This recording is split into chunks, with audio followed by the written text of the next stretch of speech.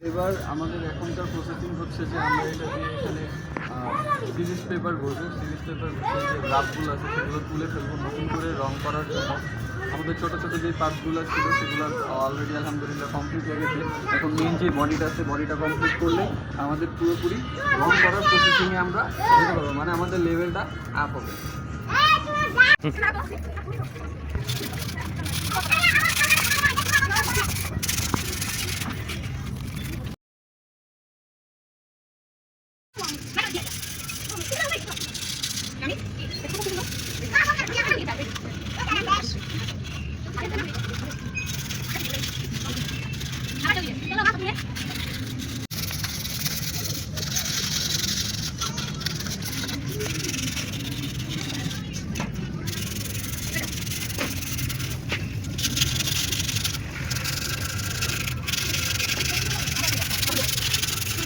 আসসালামু আলাইকুম। আমাদের গাড়ির প্রায় ঘষা মাজা সম্পূর্ণ শেষ। তো আজকে ওয়েদারটা ভালো, তো আজকে প্রায় অনেক রং করা শেষ হয়েছে। এখন আমরা বড়টা যেটা চেঞ্জটা শুধু আছে রং করার মতন, এটা আজকে রং করব। গাড়ির সম্পূর্ণ সব কিছু কাজ শেষ মোটামুটি, শুধু এখন রং করা বাকি আছে। তো আজকে ওয়েদারটা ভালোই আছে, তো দেখা যাক রং করি।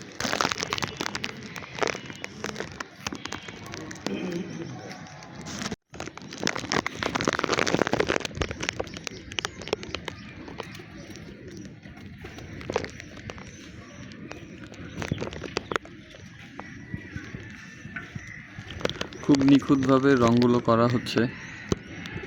আমরা রঙের জন্য বার্জারের একটি রং সিলেক্ট করেছি। কথা বলে নিয়েছিলাম যে এই রঙটা আসলে করলে কতটুকু কী হবে। তো একজনের মতে আমরা এই রঙটা নিয়েছি। রঙটা উনি বলেছিল যে রং করা যাবে বডিতে, যদিও বডিতে হাই টেম্পারেচার আপনার এটা টিকবে কি না হাই টেম্পারেচারের কারণে। তো উনি বলেছিল যে এই রং করলে কোনো সমস্যা হবে না।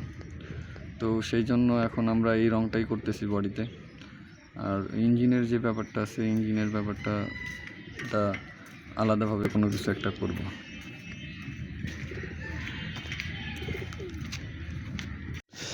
আমাদের ছোট যেই পার্টসগুলো ছিল সেগুলো প্রায় রং করা শেষ।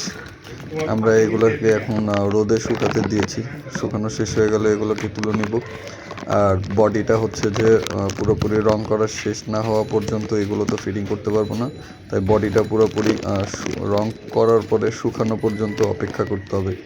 তো এখন বডির কাজটা শেষ হয়ে গেলে আমরা পরবর্তী কাজের জন্য আগাবো। ততদিন সবাই ভালো থাকবেন। ইনশাল্লাহ দেখা হচ্ছে পরবর্তী ভিডিওতে।